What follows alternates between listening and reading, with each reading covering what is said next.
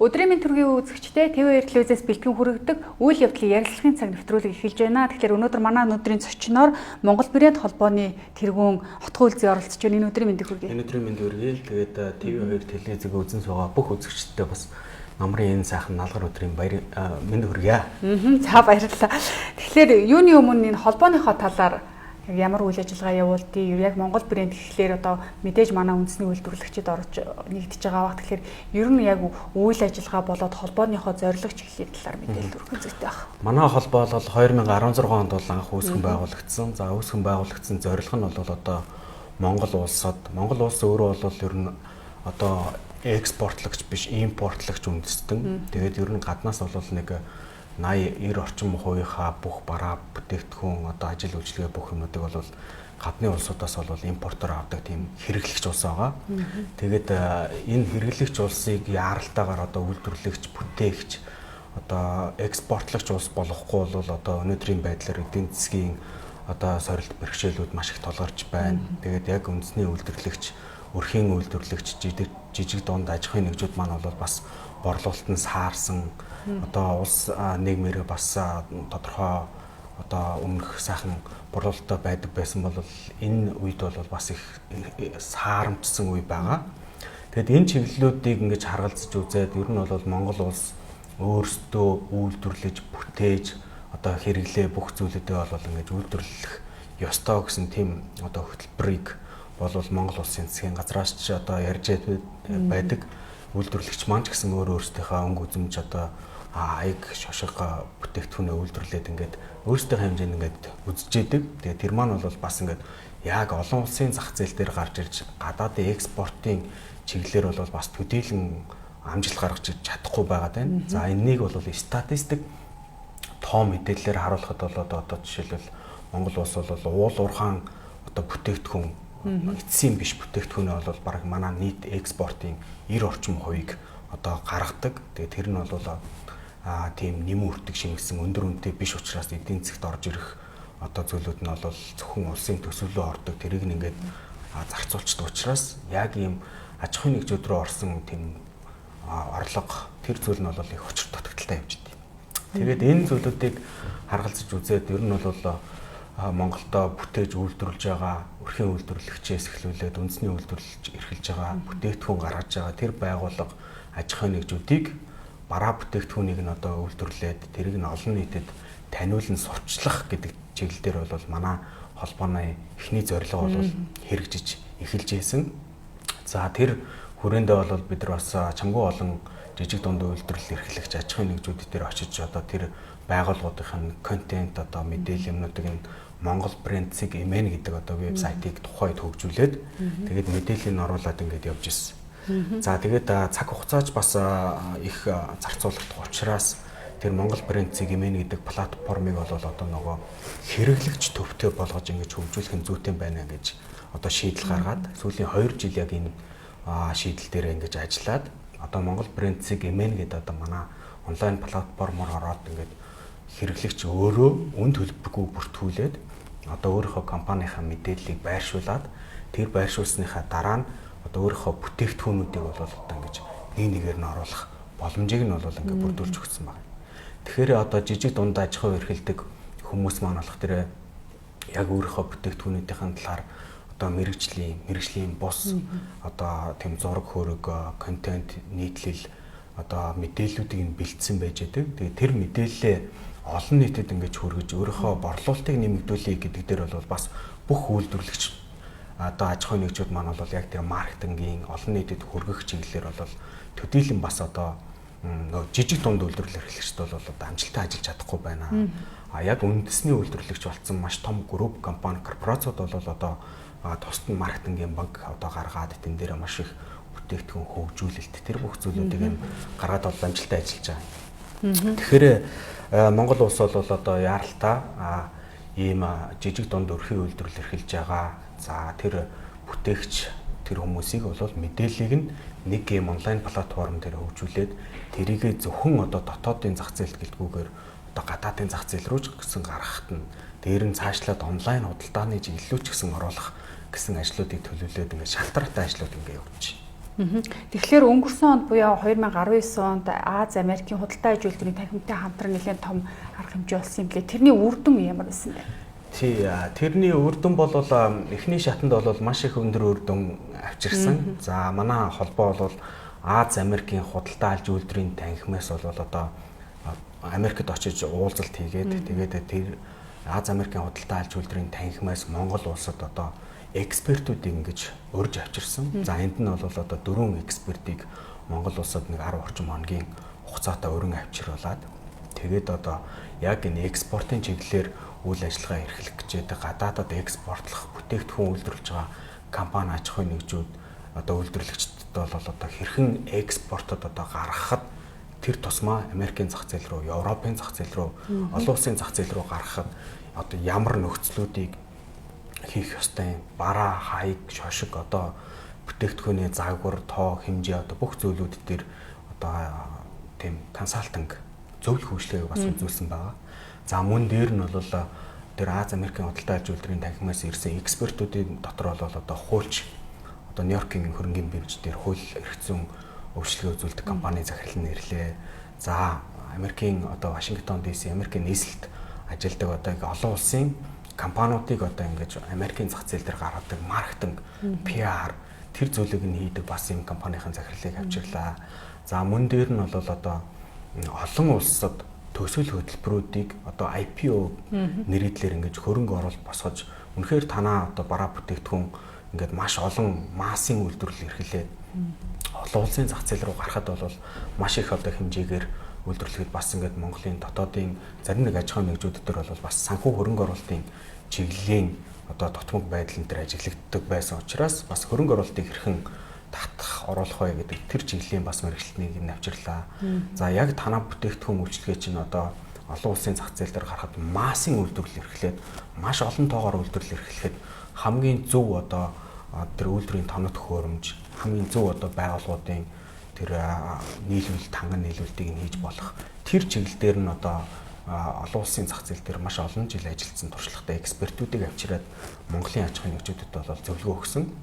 За тэгээд тэндээс бол манай Америкаас ирсэн экспертүүд маань бол одоо 10 компаниг бол тус тустай өөр чиглэлийн үйл ажиллагаа явуулдаг компаниудыг бас ингээд төсөл хөтөлбөрүүдийг нь компани танилцуулга, компанийн ажлын байран дээр нь очиж танилцаад тэгээд ингээд бүтээгдэхүүн үйлчлэгээнийг нь хэрэгжилж үзээд Америкийн зах зээл, олон улсын зах зээл дээр гарах боломжтой байна гэж тодорхойлоод экспертүүд маань одоо сонгосон байж байдаг. Тэгээд энэ хүрээнд бол сонгогдсон аж ахуйн нэгжүүдийн одоо зарим нь бол том корпорациуд байгаа, зарим нь бол жижиг дунд одоо бизнес эрхлэгчид байгаа, зарим дөнгөж одоо бизнес эрхэлж байгаа стартап буюу одоо гарааны бизнес компаниуд ч ингээд сонгогдож байсан. Тэгээд тэр компаниудад бас ингээд яг олон улсад Америкт тэр хөрөнгө оруулагч одоо хамтарч ажиллах боломжтой аж ахуйн нэгжүүд тэр уулзалт хийхдээ одоо тэр компанийн танилцуулгыг англи хэл дээр олон улсын төвшөнд бэлдэх гээд тэр мэтчлэн яг нэг юм процессын ажлууд дээр нь бол чамгаа хугацаа гаргаад ажилласан. За үр дүнгээс их юм бол 2000 одоо энэ 20 оны 5 дугаар сарын 1-нд бол одоо манай сонгогдсон аж ахуйн нэгжүүдийн төлөөлөл одоо Америкийн нэгдсэн улсад очиод тэгээд Нью-Йорк одоо бусад хотуудаар очиод тэр Costco одоо юу гэдэг том супермаркет одоо моолууд дэлгүүрүүд дээр одоо яриа хэлцээ уулзалтууд хийх, бүтээгдэхүүнээ танилцуулах, үзэсгэлэнд оролцох гэх мэтлэн одоо төлөвлөгөө гаргаад ингээд явж исэн. Харамсалтай нь одоо нөө дэлхийд даяар энэ гарсан цар тахал энээс шалтгаалаад хэл хаагдсан байна. За тэгээд одоо ингээд иргэд хоорондын зорчих хөдөлгөөн хязгаарлагдсан учраас ямар ч байсан тэгж нэг офлайн буюу одоо яг энэ бодит хэлбэрээр очих зүйлүүд нь бол төр зогсонг байдалд орсон. За тэгээд тэрийг бид нар бас хүлээлгүйгээр онлайн гормыг бас ингээд ашиглая. Онлайныг одоо төлхөө ингэж хөгжүүлээгээд бас энэ Америк экспертүүдтэйгээ хамтраад Монголын чадварлаг програм хангамжийн инженер залуучуудтай хамтраад бас энэ манай холбооны одоо удирдах зөвлөлийн гишүүд бид хамтарч ээж одоо яг энэ олон улсад эхний ээлжинд бол дотооддоо ингээд танилцуулдаг платформ хөгжүүлэх нь зүйтэй. Тэгээд тэр хөгжүүлсэн платформоор нь хэрэглэгч орж ирж өөрийнхөө мэдээллийг байршуулдаг боломжийг нь олгоё гэдэг тэр одоо шийдэл гаргасан. Тэр шийдэл маань бол ямар ч ихний шатаа даваа явж байна. Танай холбоонд одоо яг хичнээн аж ахуйн нэгж байгууллагууд хамрагдаад хамтран ажиллаж явж байна. Одоогийн байдлаар бид нар бас бүх одоо жижиг дунд үйлдвэрлэлийн төвүүд гэдэг одоо 9 дүүрэг 21 аймаг. За дээр нь бол жижиг дунд үйлдвэрлэлийн газар гэдэг дөнгөж сая одоо бас шинээр зохион байгуулагдлаа. За шинэ засгийн газар одоо бас эмхлэн томилогдоод хүнс хөдөө аж ахуйн хөнгө үйлдвэрийн сайд бас шинээр томилогдлоо. Төрийн бус одоо төрийн байгууллагууд үйлдвэр аж ахуйн нэгжүүдтэй бүгдээр нь ингээд хамтарч ажиллах хамтын ажиллагааны уялдаатай ингэж ажлыг гэсэн тэм төлөвлөгөөтэй ажиллаж байгаа. За яг одоо Монгол брендцийг имэн гэдэг платформд маань бол 530 орчим одоо Монгол үйлдвэрлэж бүтээж байгаа өрхийн үйлдвэрлэл эрхлэгчдийн за тэгээд жижиг дунд одоо бүтээгдэхүүн Монголын өхрийн арьс ширээр одоо цүнх үйлдвэрлэдэг ноос ноолороор цамц гаргадаг одоо тэр байгууллагуудын мэдээллүүд нь тавигдж байна. За зөвхөн одоо яг Улаанбаатар хотод биш одоо 21 аймаг руу орж эхэлж байна. Жишээлбэл Өвөрангай аймагаас гэхэд одоо 30 орчим жижиг дунд үйлдвэрлэл эрхлэгч өрхийн одоо үйлдвэрлэл эрхлэгчд одоо бүртгэгдээд ингэ явж байна. Тэгэхээр түрүүн та хэлсэн л дээ уул уурхаа одоо бүтээгдэхүүн бол мэдээж экспортоор гардаг.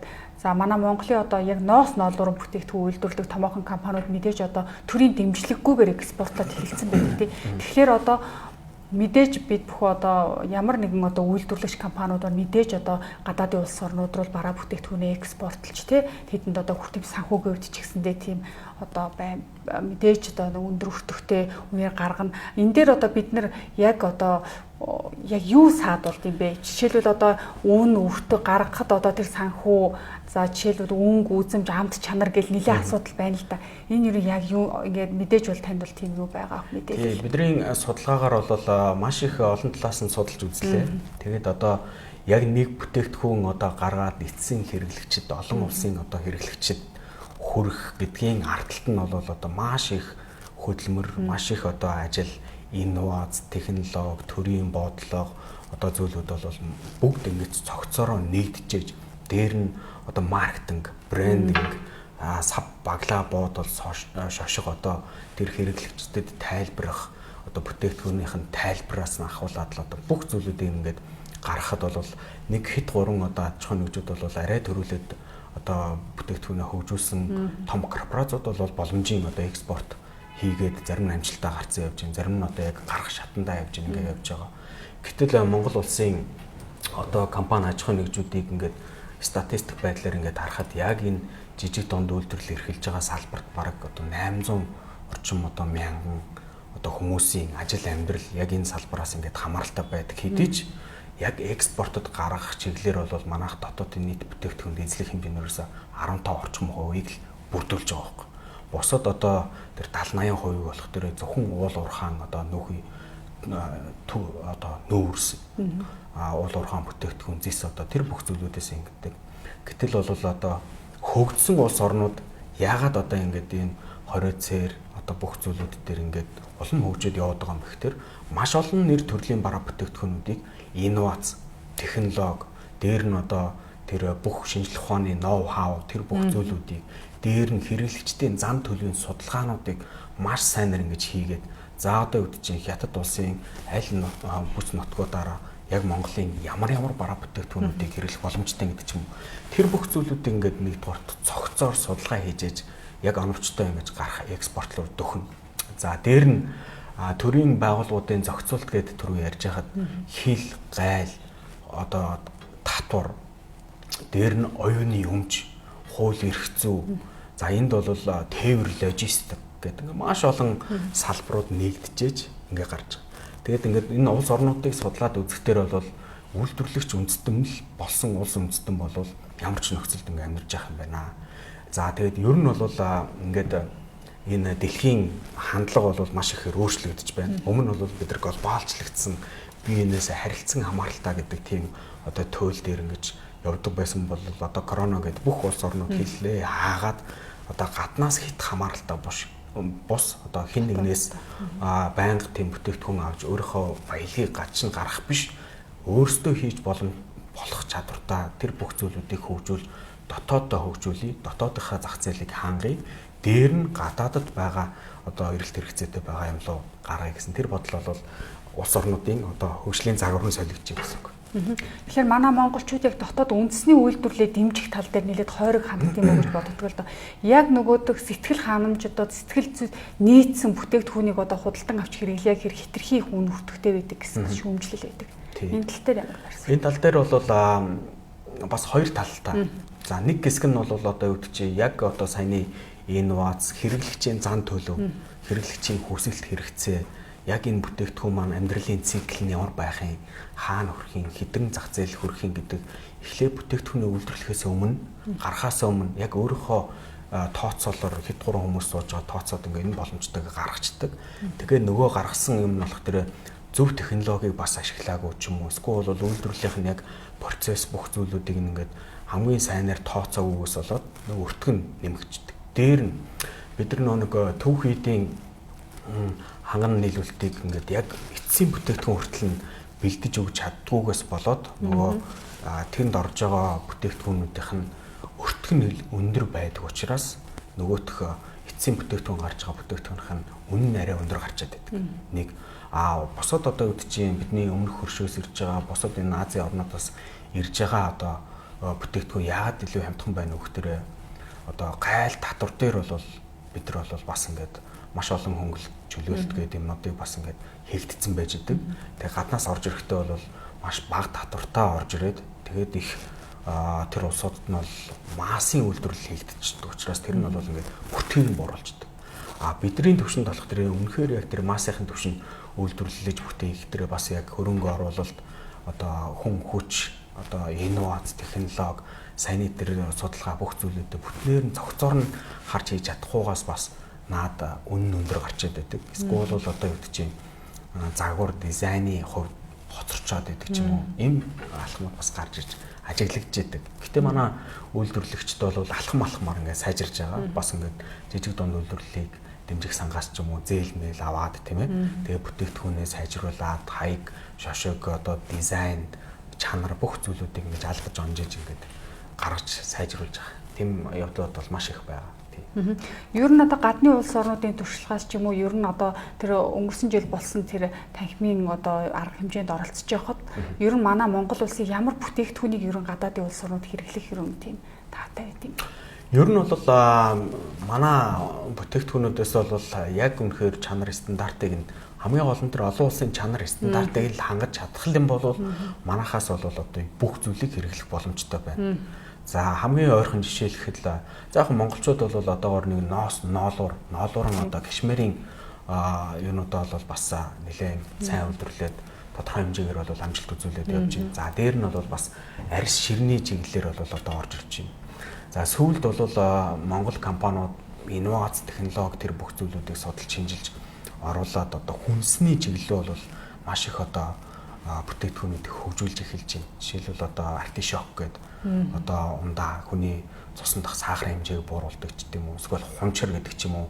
Одоо ингэ цусны даралтыг багасгадаг. Тэгээд хамгийн гол нь тэр хүнсний чиглэлийн бүтээгдэхүүнүүд чинь болох тэр Монголын яг эрүүл хөрсөнд органик байдлаар ургацсан учраас тэрнийх нь одоо нэг хүнд үзүүлэх үйлчилгээ, эмчилгээ одоо тэр бүх зүйлүүд нь бол олон улсын тэр маасаар үйлдвэрлэж байгаа бүтээгдэхүүнтэй ингээд шинжилгээ судалгаанд явуулаад өгдөг бол манайх маш өндөр одоо хүнд эрдэс бодис амин дэм тэр бүх зүйлүүд нь бол хамгийн их өндрөөр гарч ирээд байгаа байхгүй. Тийм болох тэр олон улс бол Монголыг маш ихээр ингээд яг энэ чиглэл рүү ингээд анхаарч хандуулж байгаа. Тэгэхээр бидэрт бол хөгжүүлээд үнэхээр стандартыг хангаж чадах юм бол одоо бүх л салбарын бүтээгдэхүүн бол өрсөлдөх боломжтой. Гэхдээ энийг өрсөлдүүлэхийн тулд зөвхөн ганцхан одоо нэг тэр үйлдвэрлэх эрхлэгч өөрөө яг ингээ гаргах нь айгүй учир дутагдaltaа.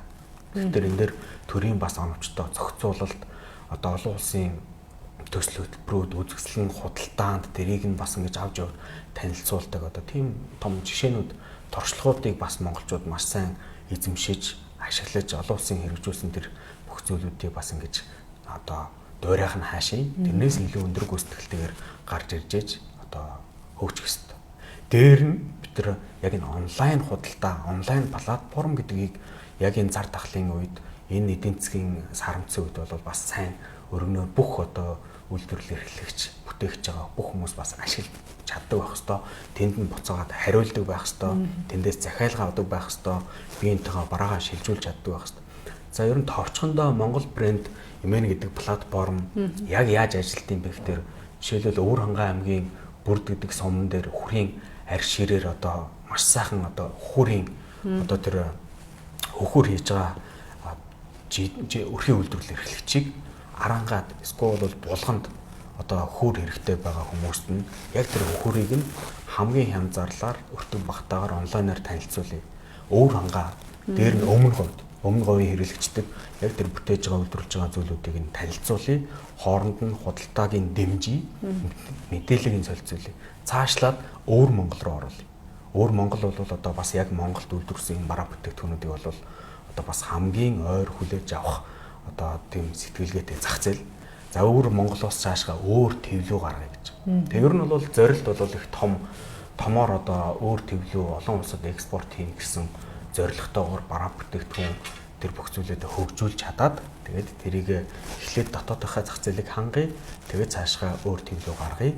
Тэгээд олон улсын энэ захин платформуд байна. Amazon, одоо Alibaba, Tmall одоо юу гэдэг тэр сүлжээ юмнууд дээр бас юм бодлоготойгоор маркетингийн зөв хийж байршуулад борлуулалтаа нэмэгдүүлэх юм бол нэг одоо өхрийн ширээр хийсэн цөмхийг $150, $200 одоо олон улсын тэр сүлжээнүүд дээр тавьж зараад тэндээс орж иж байгаа доллар бол жинхэнэ нөгөө өрхийн үйлдвэрлэл эрхлэгчийн данс руу н орж иж байгаа. Жинхэнэ компанийн одоо ажилчдын цалин болж орж иж байгаа учраас энэ бол жинхэнэ одоо цэвэр гадаадын жижиг ч гэлтгүй хөрөнгө оруулалт гэж харж байгаа. Одоо яг манай Монгол улсын хичнээн брэнд бүтээгдэхүүнүүд юу гадаад руу экспортлогдож байна.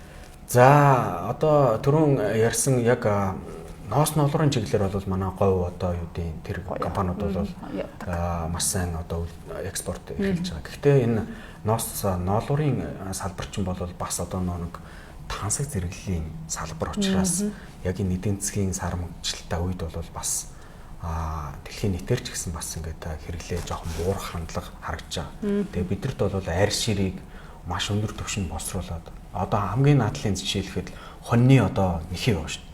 Тэр нэхийг хамгийн өндөр түвшинд илтгэж боловсруулад тэр олон улсын одоо зах зээл дээр нь Америкт одоо бид нар судалгаа хийгээд явж байхад Home Depot гэдэг одоо барилгын материал тэр бүх зүйлүүдийг ханган нийлүүлдэг том моол дэлгүүрт нь ороод үзэхэд зүгээр л хоньны жижигхэн юм нэхий арьсыг өндөр боловсруулж илдэж гоё ямар ч үнэргүй энэ сайхан одоо хүүхдийнхаа доор дэвшчих боломжтой эсвэл машиныхаа суудлын юм дээр дэвшчих боломжтой байдлаар ингээд ийгээд өгөхөд $39 зарж шин. Тэгэхээр нэг ширхэг хоньны одоо Монголд ямар ч үнэгүй хаягдж байгаа тэр нэхийг өндөр технологиг ашиглаад боловсруулад ингээд гаргахад тэр бол $39 бараг л Монгол мөнгөөр $100,000 болж байгаа жишээтэй. Тэгэхээр бид нар ингээд аль бүтээгдэхүүн маань явах болоо гэж ингэж яах биш яг өөрсдийнхөө мал аж ахуйн түүхийдийн гаралтай бүтээгдэхүүнүүд дээр инновац технологи дээр нь гадны хөрөнгө оруулалтыг бас зөв газар нь зөв хөрөнгө оруулалтыг оруулж тэрийг бас ингэж өндөр технологиор хөгжүүлээд тэгээ гаргаж чадах юм бол экспорт жинхэнэ хөгжиж чадна гэж бодож байна. Одоо яг энэ COVID-19 сар тахалтай үед яг дотоодынхоо үндэсний үйлдвэрлэлээ дэмжих тал дээр иргэд маш нэлээд төлөв байгаа. Үйлдвэрлэгчдийн зүгээс одоо яг яах ёстой юм бэ? Одоо нөгөө л нэг гаднаас бид нар авдгаараа зайсан тий онлайнаар л одоо хамаг юм англи захиалал авчих штеп. Тэгэхээр энэ дээр юу ямар ер нь бол манай үндэстэн энэ бас нэг талаараа бас биднэрт бас нэг эерэг юм байгаад байгаа байхгүй тий манай Монгол улсад тий. Аливаа одоо зүйлүүд чинь бас нэг талтаа маш сөрөг үйл үзүүлж байхад нөгөө талд нь бол эерэг одоо үр дүн гарч ийн гэж ихэнх бизнесүүд саарамгчаад хэцүү байж байгаа. Жишээлбэл олон улсад одоо том энэ сүлжээ онлайн худалдааны чиглэлийн бүх платформуд бол бүр ингээд өмнөх жилүүдээсээ баг 3-4 дахин өндөр ашигтайгаар борлуулалтаа одоо нэг түгээлтэй хийх төртөл юм асуудалтай болцсон амар хөгжцсөн явж байгаа маш мундаг явж байгаа платформуд байна. Түүний нэг жишээ нь бол одоо Amazon гэдэг дэлгүүр байж байгаа жишээтэй. Тэгэхээр бол бид нар энэ сорилт бэрхшээлийг бас нөгөө талд нь боломж болгож хувирах чиглэлөө маш яаралтай ажиллах хэрэгтэй. Тэгээд эн чинь бас тодорхойгүй хугацаагаар одоо яг маргааш дуусна юм уу, эх сар дуусна юм уу гэдэг юм чинь тодорхойгүй үргэлж байгаа үед бол бид нар яаралтай яг энэ чиглэл рүү бол бас ингээд орох хэрэгтэй. За дээр нь бол бид нар гадаадаас ингээд худалдаж авсан бараа бүтээгдэхүүн тэр бүх зүйлүүд дээр бол олон нийтэд хүрэхтэй маркетингийн зардал гэдэг маш их өндөр зүйлүүдээр ингээд зарцуулж олон нийтэд хүргэж ингэж гаргадаг. Гэтэл яг тэнд одоо зарцуулсан мөнгөнийх нь бараг 70% нь бол тэр үйлдвэрлэж байгаа улсын компанийн дансрал орж байгаа. Тэгэхээр бид нар энийг бас зөвөр ойлгох хэрэгтэй. Дотоодынхаа хэрэглийг бас дэмжих хэрэгтэй. А гэхдээ дотоодын хэрэглийг дэмжиж ийн гэдэг одоо чанар, өнгө, дизайн, шушиг одоо хэрэглэгчийн сэтгэл ханамжид хүрэхгүй байгаа бүтээгдэхүүнийг бас шууд бодлогоор дэмжиж болохгүй. Тэгэхээр манай үйлдвэрлэгч ч гэсэн энэ чиглэл дээр бас одоо зориг, төвчээр, ур ухаан, менежмент, одоо маркетинг юу гэдэг бүх зүйлүүдийг инновац, технологи, стандарт гэдэг маш олон зүйлүүдийг нэвтрүүлсний дараа яг бүтээгдэхүүн хөгжүүлж гаргах хэрэгтэй гэж бодож байна. Өнгөрсөн 2016 гэдэг чинь өнгөрсөн 4 жилийн хугацаанд төрөөс ер нь танай холбоог яаж дэмжиж ажиллав? Төрөөс бид нар бол Монгол улсын засгийн газарт үндэсний одоо яг ийм брендинг ийм байгуулах хэрэгтэй байна.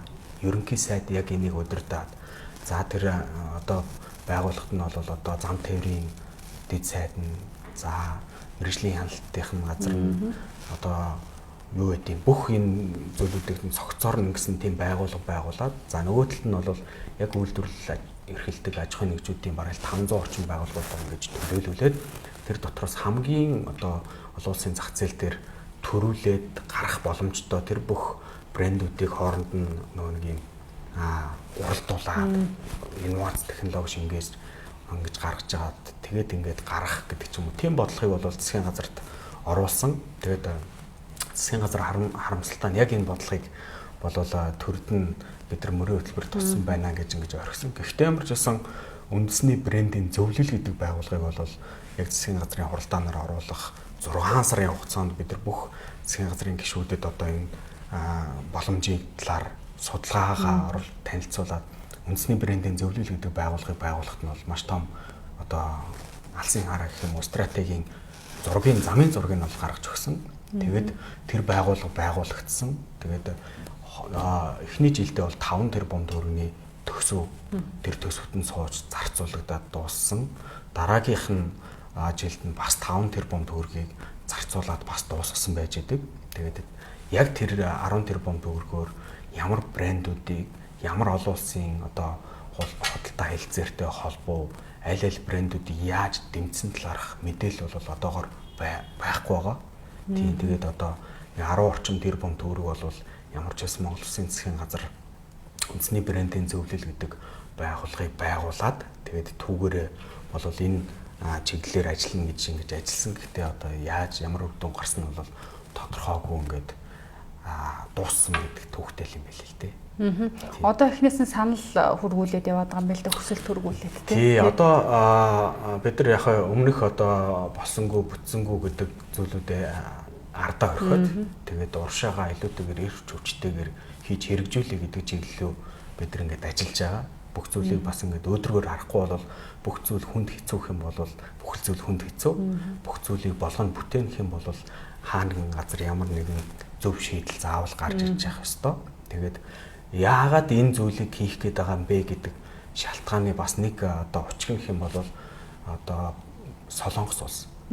Солонгос улсыг экспортлогч үндэстэн болох жишээг нь бид нар бүгдийг нь судаллаа. Тэ? Ерөнхий сайдынхаа дэргэд экспортын зөвлөл гэж байгуулад 30 жил дэргийг тууштай мөрдөж хамгийн шилдэг одоо инновац технологи шингээсэн маш жижигхэн технологиг өндөр үнээр олон улсад зарах гэдэг тийм концепцийг хэрэгжүүлээд нөгөө та бидний хэрэгэлдэг одоо Samsung гэдэг гар утас гараад ирсэн байна. Та бидний хэрэгэлдэг одоо Hyundai гэдэг одоо тийм том корпорац нь гараад ирсэн байна.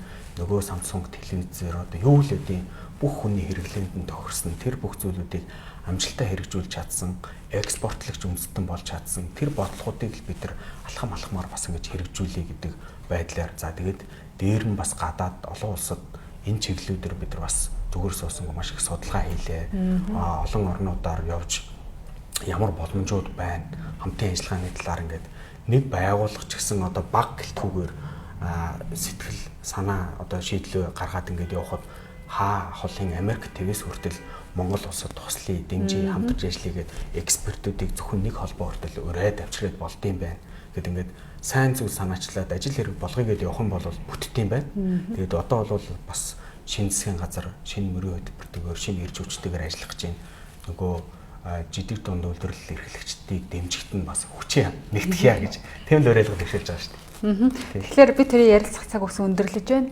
Тэгэхээр танд бас яриаггүй одоо асуугаасаа гэсэн асуулт байсан гэж магадгүй. Тийм тэгээд манай холбооны хэдэн залуучуудаа хамтарч нэгдэж ажиллаад тэгээд Монгол брэнд CGMN гэдэг энэ онлайн платформыг одоо хөгжүүлээд ингээд залуучуудын зүгээс улс үндэстнээ бас экспортлогч үндэстэн болоход нэг ч ихсэн алхам тусалж дэмжиж гэдэг ингээд зорилготой ингээд явж байгаа. Тийм л залуучууд байгаа. Тэгээд манай үндэсний үйлдвэрлэл эрхлэгчид, жижиг дунд үйлдвэрлэл эрхлэгчид, өрхийн үйлдвэрлэл эрхлэгчид хэн бүхэн манай энэ платформд одоо нэгдэж ороод үн төлбөргүйгээр өөрийнхөө мэдээллийг бүртгүүлээд өөрийнхөө тэр компьютер дээр авсан байгаа нөгөө Facebook руугаа оруулдаг зураг хөрөг бүтээгдэхүүнийхээ бүх тайлбарыг нь хаяг шошигтоон өөрийнхөө утасны дугаартаа имэйл хаягтаа холбоо барих хүргэлтийн үйлчилгээтэй нь хаан банкныхаа данстай давхар ингээд оруулаад борлуулалтаа одоо нэмэгдүүлээч.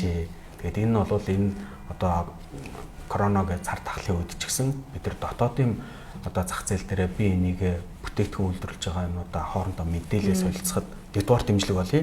Хоёрд нь төрөөс бас дотоодын одоо худалдан авалтыг дэмжиж гэдэг жилүүд бас зарлагдаад явж байна. Тэгээд энэ дээр бүх байгууллагуудын үйлдвэрлэж бүтээж байгаа байгууллагууд нэгдэх тусмаа тэнд нь одоо жишээлбэл нэг төрийн байгууллага арьсан цүнх авъя гэхэд л манай арьс ширээр үйлдвэрлэдэг байгууллагын энэ дээр дарахад л тэнд маш олон үйлдвэрлэгчдийн мэдээлэл гарч ирээд тэрлүүн тэр хаяглуу нөгөө төрийн байгууллагууд нь урилга явуулж тендер авч тэнд нь бас ингээд худалдан авалтыг нь дэмждэг ч юм уу.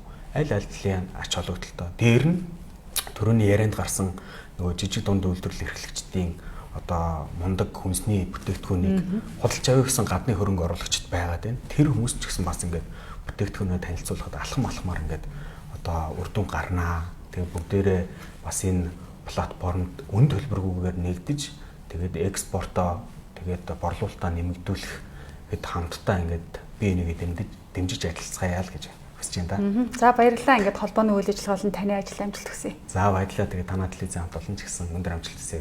Баярлалаа. Үзэгчдээ манай өнөөдрийн зочноор Монгол брэнд холбооны тэргүүн Хотгоо Үлзий оролцлоо. Анхаарлаа хандуулсанд баярлалаа.